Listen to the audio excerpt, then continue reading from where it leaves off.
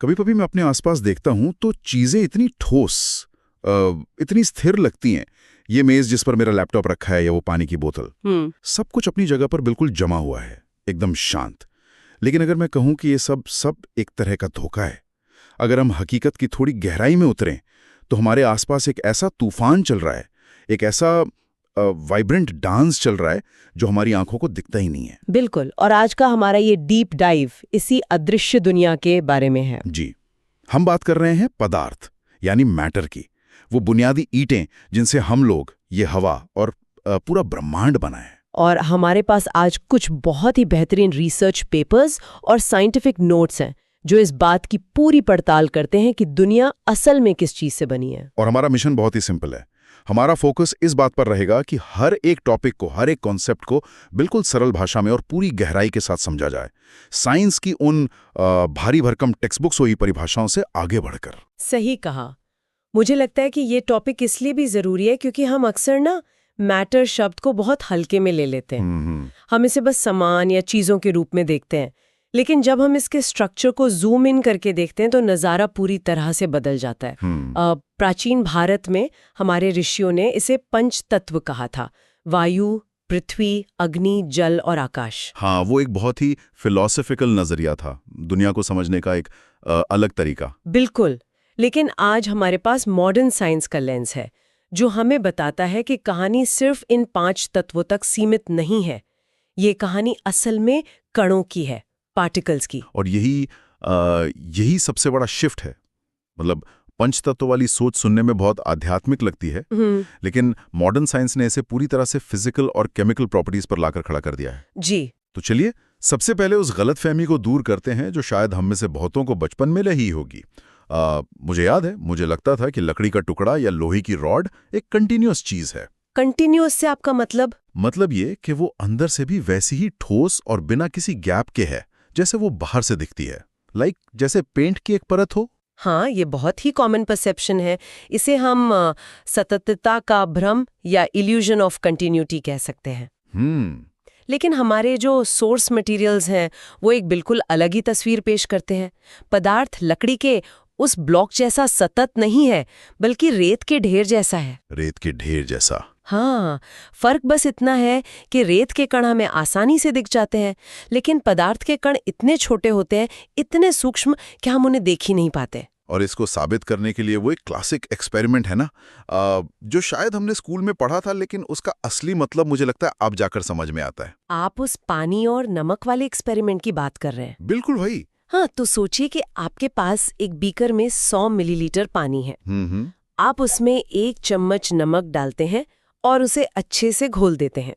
अब जाहिर सी बात है, आपने बीकर में कुछ एक्स्ट्रा डाला है तो पानी का लेवल ऊपर जाना चाहिए। लॉजिक तो यही कहता है, जैसे अगर बाल्टी में पत्थर डालेंगे तो पानी ऊपर आएगा। बिल्कुल, लेकिन नमक घोलने पर पानी का लेवल रत्ती भर भी नहीं बढ़ता। वो 100 मिलीलीटर का 100 मिलीलीटर ही रहता है। और यही तो वो आहा मोमेंट है। मतलब अगर पानी एक ठोस ब्लॉक होता या पूरी तरह से भरा हुआ होता तो नमक के लिए जगह बनाने के लिए पानी को ऊपर उठना ही पड़ता। एग्जैक्टली। लेकिन वो लेवल नहीं बढ़ा। इसका सीधा सा मतलब है कि पानी के अंदर खाली जगह है। नमक के वो अरबों कण पानी के कणों के बीच जो रिक्त स्थान है उनमें जाकर फिट हो गए। बहुत सही कहा आपने। इसे ऐसे भी समझ सकते हैं कि जैसे एक कमरे में बहुत सारे लोग खड़े हों, लेकिन उनके बीच में थोड़ा थोड़ा गैप हो, और उन गैप्स में आके छोटे बच्चे खड़े हो जाएं। कमरा उतना ही बड़ा है, लोग बढ़ गए, लेकिन एक्स्ट्रा जगह नहीं घिरी। क्या बात है, बहुत ही सटीक एनालॉजी है। तो इससे हमें 2 बड़ी बातें पता चलती हैं। पहली तो ये कि पदार्थ कणों से बना है, और दूसरी ये कि इन कणों के बीच में रिक्त स्थान होता है, जिसे हम एकदम ठोस या भरावा समझ रहे हैं, वो असल में बहुत सारे खाली स्थान का घर है। और ये बात सिर्फ यही नहीं रुकती। इन कणों का अपना एक अलग ही मिजाज है, ये कभी शांत नहीं बैठते। बिल्कुल नहीं। मुझे तो ये कॉन्सेप्ट ही बहुत फैसिनेटिंग लगता है कि निर्जीव चीजों के अंदर भी इतनी हलचल है। जैसे अगर घर के एक कोने में अगरबत्ती जला दी जाए तो उसकी खुशबू दूसरे कोने तक पहुंच जाती है। या फिर किचन में कुछ अच्छा बन रहा हो तो लिविंग रूम में बैठे बैठे ही पता चल जाता है। लेकिन अगर खाना फ्रिज का हो, एकदम ठंडा, तो आपको उसके बिल्कुल पास जाके सूंघना पड़ता है। ऐसा भेदभाव क्यों? ये भेदभाव नहीं है, ये प्योर फिजिक्स है। अच्छा जी, इसे हम विज्ञान की भाषा में कणों की गतिज ऊर्जा या काइनेटिक एनर्जी कहते हैं। देखिए, पदार्थ के कण हमेशा निरंतर गति करते रहते हैं, वे कभी रुकते नहीं हैं। लेकिन तापमान का उन पर बहुत सीधा और बड़ा असर होता है। तापमान को आप इन कणों के लिए एक एनर्जी बूस्टर मान लीजिए। मतलब गर्मी से उन्हें ताकत मिलती है। बिल्कुल। जैसे ही तापमान बढ़ता है, कणों के भागने की स्पीड बढ़ जाती है। गर्म खाने के कणों के पास बहुत ज्यादा काइनेटिक एनर्जी होती है, इसलिए वे हवा के कणों के साथ तेजी से मिक्स होते हैं और बहुत दूर तक ट्रैवल कर लेते हैं। इसे ही विसरण या डिफ्यूजन कहते हैं ना? जी हाँ, दो अलग अलग पदार्थों के कणों का अपने आप आपस में मिल जाना ही डिफ्यूजन है।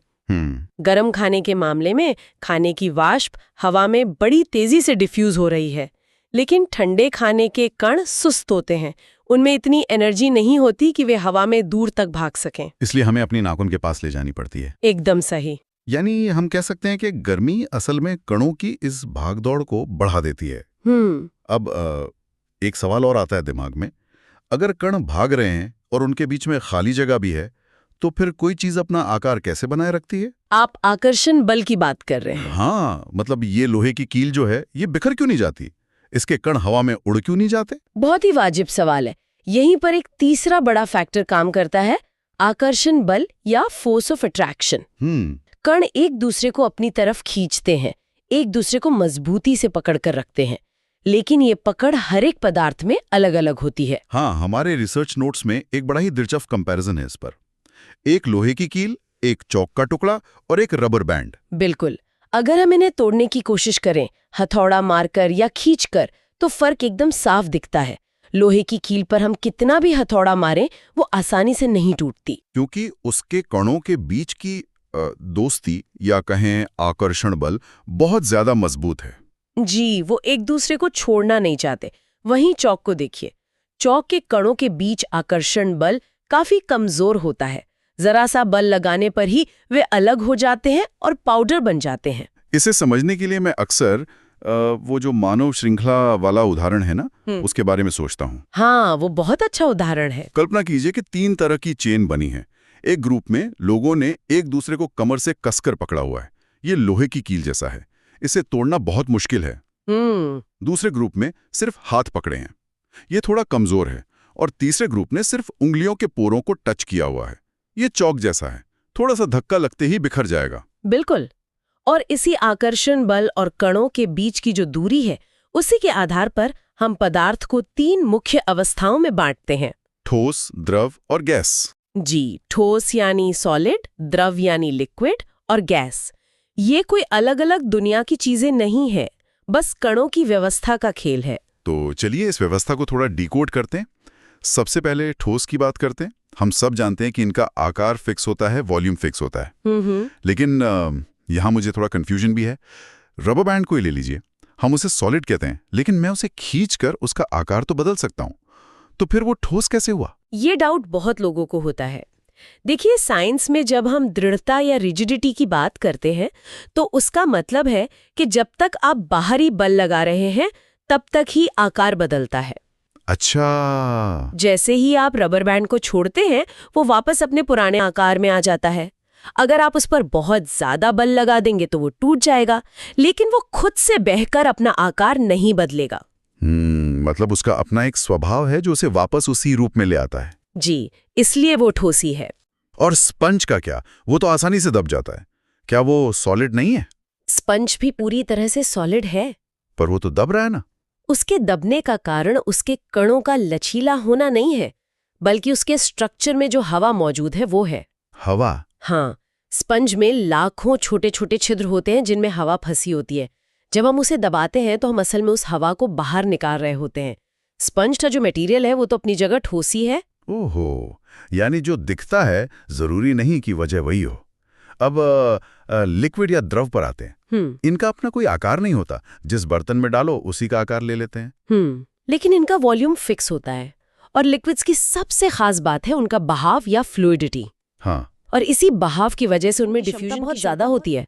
ठोस चीजें आपस में आसानी से मिक्स नहीं होती, लेकिन द्रव में आप ठोस, द्रव और गैस तीनों को घोल सकते हैं। एक मिनट, गैस का द्रव में घुलना, ये सुनने में थोड़ा अजीब लगता है। अजीब है, लेकिन ये हमारी जिंदगी के लिए बहुत जरूरी है। सोचिए, अगर ऑक्सीजन गैस पानी में ना घुलती तो मछलियां सांस कैसे लेती? अरे हाँ। पानी के कणों के बीच जो खाली जगह होती है ना, हवा के ऑक्सीजन के कण उसी में समा जाते हैं। जलीय जीवन पूरी तरह से इसी घुली हुई ऑक्सीजन पर निर्भर है। ये तो कमाल की बात है। ये दिखाता है कि द्रव के कण ठोस के मुकाबले थोड़े ज्यादा आजाद हैं, उनके बीच जगह ज्यादा है और आकर्षण बल थोड़ा कम है। बिल्कुल। और फिर आती है गैस। यहाँ तो मुझे लगता है आजादी ही आजादी है। हल्की सी मुस्कान के साथ जी, कणों के बीच आकर्षण बल ना के बराबर होता है और गतिज ऊर्जा बहुत ज्यादा। जैसे वो गुब्बारे वाला होता है जो एक छोटे से सिलेंडर से पता नहीं कितने सारे गुब्बारे भर देता है। गैसें बहुत ज्यादा कंप्रेसिबल होती हैं। सही कहा। गैस के कण बहुत आवारा होते हैं, वे बेतहाशा इधर उधर भागते हैं। इसीलिए गैस का न तो आकार फिक्स है और ना ही वॉल्यूम। अगर आप एक छोटी सी शीशी से इत्र को एक बड़े कमरे में खोल दें तो वो गैस कुछ ही पल में पूरे कमरे को भर देगी। और इसी तेज गति की वजह से वे जिस भी बर्तन में होते हैं उसकी दीवारों पर जबरदस्त दबाव डालते हैं। मतलब गुब्बारे का फूलना उसी दबाव का तो नतीजा है। अंदर गैस के कण गुब्बारे की रबर वाली दीवार पर लगातार टक्कर मार रहे हैं। बिल्कुल। अच्छा, अब तक हमने देखा कि कणों की व्यवस्था कैसी होती है, लेकिन क्या हम इस व्यवस्था को बदल सकते हैं? मेरा मतलब है, क्या हम पदार्थ का स्टेट बदल सकते हैं? हाँ, बिल्कुल बदल सकते हैं। बर्फ का पानी बनना और पानी का भाप बनना इसका सबसे सीधा उदाहरण है। तो ये होता कैसे है? इसे बदलने के मुख्य रूप से दो ही तरीके हैं। या तो आप तापमान बदलिए या फिर दबाव बदलिए। लेकिन यहाँ एक ऐसा कॉन्सेप्ट है जो अक्सर लोगों को चौंका देता है। वो क्या? जब हम बर्फ को गर्म करते हैं तो वो पिघलने लगती है। बर्फ का जो गलनांक या मेल्टिंग पॉइंट है वो करीब 273.15 केल्विन होता है, यानी 0 डिग्री सेल्सियस। जी, जाहिर है हम उसे गर्मी दे रहे हैं। लेकिन अगर आप उस समय बीकर में थर्मामीटर लगाकर देखें तो आप एक अजीब चीज पाएंगे। क्या?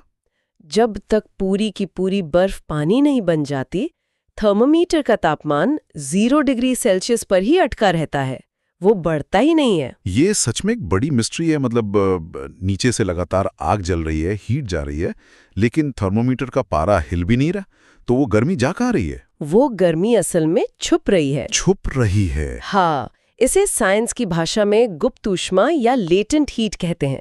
देखिए, बर्फ को पानी बनाने के लिए सिर्फ तापमान बढ़ाना काफी नहीं है। बर्फ के कण एक दूसरे को बहुत मजबूती से जकड़े हुए हैं। उन्हें आजाद करने के लिए, उस आकर्षण बल को तोड़ने के लिए एक्स्ट्रा एनर्जी की जरूरत होती है। अच्छा। तो जो गर्मी आप दे रहे हैं वो तापमान बढ़ाने में खर्च नहीं हो रही, बल्कि वो कणों के बीच के बॉन्ड्स को तोड़ने में खर्च हो रही है। ओहो, तो ये एक तरह की रिश्वत है जो हम कणों को दे रहे हैं ताकि वे एक दूसरे को छोड़ दें। बिल्कुल, आप इसे आजादी की कीमत कह सकते हैं, संलयन की प्रसुप्त ऊष्मा। कमाल है। और यही सेम कॉन्सेप्ट पानी से भाप बनते वक्त भी लागू होता है। उबलते हुए पानी का तापमान 100 डिग्री सेल्सियस होता है जी, और उसी तापमान पर जो भाप है उसका तापमान भी 100 डिग्री ही होता है। लेकिन क्या आपने कभी ध्यान दिया है कि उबलते पानी से जलने के मुकाबले भाप से जलना कहीं ज्यादा दर्दनाक होता है? हाँ, ये तो है। लेकिन ऐसा क्यों? तापमान तो दोनों का सेम है। क्योंकि भाप के पास वो छुपी हुई रिश्वत यानी वाष्पीकरण की गुप्त ऊष्मा भी मौजूद है। भाप के कणों ने स्टेट बदलने के लिए बहुत सारी एक्स्ट्रा एनर्जी सोख रखी है, इसीलिए स्टीम बर्न्स इतने खतरनाक होते हैं। बाप रे, ये जानकारी तो सेफ्टी के लिहाज से भी बहुत काम की है। अच्छा, स्टेट चेंज की बात हो ही रही है, तो क्या ऐसा हो सकता है कि कोई चीज लिक्विड बने ही नहीं? मतलब वो सीधे सॉलिड से गैस बन जाए? कोई शॉर्टकट? हाँ, बिल्कुल होता है। इसे ऊर्ध्वपातन या सब्लिमेशन कहते हैं। इसका सबसे अच्छा एग्जाम्पल तो हमारे घर में ही होता है, कपूर या वो नेफ्थलीन की गोलियां जो हम कपड़ों के बीच रखते हैं। अरे हाँ, वो गोलियां समय के साथ छोटी होती जाती हैं और फिर गायब भी हो जाती हैं। और आपने देखा होगा कि वहां कोई गीलापन या लिक्विड नहीं छूटता। एकदम नहीं, क्योंकि वे सीधे ठोस से गैस में बदल जाती हैं। और इसका उल्टा भी कुछ होता है क्या? गैस से सीधे ठोस? जी, उसे निक्षेपण या डेपोजिशन कहते हैं। चलिए, हमने तापमान की बात तो कर ली, ये दबाव या प्रेशर का क्या रोल है इसमें? क्या सिर्फ दबाकर हम किसी चीज को लिक्विड बना सकते हैं? 100%। आप गैस के कणों को इमेजिन कीजिए जो दूर दूर भाग रहे हैं। अगर आप उन पर बहुत जोरदार दबाव डालें और साथ ही तापमान थोड़ा कम कर दें तो क्या होगा? वे पास पास आ जाएंगे। बिल्कुल, वे मजबूर होकर पास आ जाएंगे और गैस द्रव में बदल जाएगी। हमारे घरों के किचन में जो एलपीजी गैस सिलेंडर है या गाड़ियों में जो सीएनजी है, वो यही तो है, लिक्विफाइड पेट्रोलियम गैस। जी, गैस पर इतना प्रेशर डाला गया है कि वो लिक्विड बन गई ताकि उसे सिलेंडर में आसानी से भरा जा सके। गजब है। अब हम इस चर्चा के आखिरी हिस्से की तरफ चलते हैं, जो मुझे लगता है सबसे ज्यादा कूल है, और मैं ये शब्द जानबूझकर इस्तेमाल कर रहा हूं। मैं समझ गई आप किस तरफ जा रहे हैं। जी, मैं बात कर रहा हूं वाष्पीकरण यानी इवेपोरेशन की। और मुझे जहां तक समझ आता है, ये उबलने या बॉइलिंग से अलग चीज है ना? बहुत अलग है। देखिए, उबलना एक हिंसक प्रक्रिया है। जब पानी उबलता है तो पूरा का पूरा पानी नीचे से लेकर ऊपर तक खौलता है। लेकिन वाष्पीकरण एक बहुत ही शांत प्रक्रिया है जो सिर्फ पानी की सतह पर होती है, सरफेस पर। और सबसे जरूरी बात, ये पानी के उबलने वाले तापमान यानी 100 डिग्री से नीचे भी हो सकती है। सही बात है। जब हम गीले कपड़े सुखाते हैं तो पानी उबलता थोड़ी है, वो बस धीरे धीरे हवा में उड़ जाता है। बिल्कुल। तो ये होता कैसे? मतलब बिना उबले पानी गैस कैसे बन गया? ये सारा खेल सरफेस का है। पानी की ऊपरी सतह पर जो कण होते हैं ना, हाँ, उनकी काइनेटिक एनर्जी बाकी नीचे वाले कणों से थोड़ी ज्यादा होती है। अच्छा। वे इतने तेज होते हैं कि वो नीचे वाले कणों के आकर्षण बल को आसानी से तोड़कर हवा में कूद जाते हैं। बस इसी को वाष्पीकरण कहते हैं। और सबसे मजेदार बात यह है कि जब वे कूदते हैं तो पीछे ठंडक छोड़ जाते हैं। ये मुझे हमेशा एक जादू जैसा लगता है। जैसे वो जो नील पॉलिश रिमूवर या एसीटोन होता है, वो अगर हथेली पर गिर जाए तो एकदम बर्फ जैसा ठंडा लगता है, जबकि वो लिक्विड खुद ठंडा नहीं होता। बहुत सही ऑब्जर्वेशन है। देखिए, एसीटोन को हवा में उड़ने के लिए यानी वाष्पीकृत होने के लिए एनर्जी चाहिए होती है। अब वो एनर्जी कहाँ से लेगा? वो आपकी हथेली की गर्मी को सोख लेता है। जैसे ही आपके हथेली से वो गर्मी निकलती है, आपको अचानक ठंडक महसूस होती है। यानी वो ठंडक दे नहीं रहा है, वो हमारी गर्मी चुरा के भाग रहा है। एकदम सही, वो गर्मी का चोर है। और यही सेम चीज हमारे पसीने के साथ होती है ना। गर्मियों में सूती कपड़े पहनने की सलाह इसलिए दी जाती है शायद। जी, सूती कपड़ा एक बहुत अच्छे एब्जॉर्बर का काम करता है। वो हमारे पसीने को सोख लेता है और उसे बाहरी हवा के संपर्क में लाता है। जब वो पसीना हवा में वाष्पीकृत होता है तो वो हमारे शरीर से वाष्पीकरण की गुप्त ऊष्मा के बराबर एनर्जी ले लेता है, जिससे शरीर ठंडा हो जाता है। मतलब ये हमारे शरीर का अपना एक नेचुरल एयर कंडीशनिंग सिस्टम है। बिल्कुल। और इसीलिए वो मटके का पानी ठंडा रहता है, या गर्मियों में लोग अपनी छतों पर पानी छिड़कते हैं, सब इसी वाष्पीकरण का खेल है। जी, और वाष्पीकरण को तेज करने के भी कुछ तरीके हैं। जितनी तेज हवा होगी या जितनी ज्यादा सतह होगी, इवेपोरेशन उतना ही तेज होगा। इसीलिए हम कपड़े हमेशा फैला के सुखाते हैं, सिकोड़ कर एक जगह नहीं रख देते। सही कहा। फैलाने से कणों को हवा में उड़ने के लिए ज्यादा जगह मिल जाती है, और अगर हवा तेज चल रही हो तो हवा के कण पानी के कणों को अपने साथ उड़ा ले जाते हैं। तो आज की इस पूरी चर्चा को अगर मैं समेटूं तो हमारे आसपास जो भी दुनिया है, हवा, पानी, मेज, कुर्सी, ये सब सिर्फ और सिर्फ कणों का एक मायाजाल है। जो ठोस चीजें हमें इतनी मजबूत लगती हैं, वो असल में उतनी ठोस नहीं है। उनके बीच में बहुत सारी खाली जगह है। जो चीज एकदम शांत दिख रही है, उसके अंदर करोड़ों कण पागलों की तरह भाग रहे हैं। बिल्कुल। और ये जो तापमान और दबाव हैं, ये बस वो रिमोट कंट्रोल हैं जो ये तय करते हैं कि ये कण पास रहेंगे या दूर चले जाएंगे। आपने बहुत ही बेहतरीन तरीके से समराइज किया है। विज्ञान हमें असल में यही सिखाता है कि अपनी आंखों पर हमेशा 100% भरोसा मत करो। सतह के नीचे झांक कर देखो। जो दुनिया हमें एकदम स्थिर और रुकी हुई दिखती है, वो असल में निरंतर गति और बदलाव की एक बहुत बड़ी कहानी है। सही बात है। और जाने से पहले मैं सुनने वालों के लिए एक ऐसा विचार छोड़ना चाहता हूँ जो शायद आपको थोड़ा सोचने पे मजबूर कर दे। वो क्या है? हमने आज बात की कि हर पदार्थ कणों से बना है और उन कणों के बीच बहुत सारी खाली जगह होती है। अब मॉडर्न साइंस कहती है कि एक एटम यानी परमाणु 99.9% खाली होता है। जी बिल्कुल। तो जरा सोचिए, इसका मतलब ये है कि जिस कुर्सी पर हम बैठे हैं, जिस जमीन पर हम खड़े हैं और यहाँ तक कि हमारा अपना शरीर, हम सब असल में खालीपन से बने हैं। हम ठोस कम और रिक्त स्थान ज्यादा हैं। कहते हैं कि अगर दुनिया के अपनी आंखों पर हमेशा 100% भरोसा मत करो। सतह के नीचे झांक कर देखो। जो दुनिया हमें एकदम स्थिर और रुकी हुई दिखती है, वो असल में निरंतर गति और बदलाव की एक बहुत बड़ी कहानी है। सही बात है। और जाने से पहले मैं सुनने वालों के लिए एक ऐसा विचार छोड़ना चाहता हूँ जो शायद आपको थोड़ा सोचने पे मजबूर कर दे। वो क्या है? हमने आज बात की कि हर पदार्थ कणों से बना है और उन कणों के बीच बहुत सारी खाली जगह होती है। अब मॉडर्न साइंस कहती है कि एक एटम यानी परमाणु 99.9% खाली होता है। जी बिल्कुल। तो जरा सोचिए, इसका मतलब ये है कि जिस कुर्सी पर हम बैठे हैं, जिस जमीन पर हम खड़े हैं और यहाँ तक कि हमारा अपना शरीर, हम सब असल में खालीपन से बने हैं। हम ठोस कम और रिक्त स्थान ज्यादा हैं।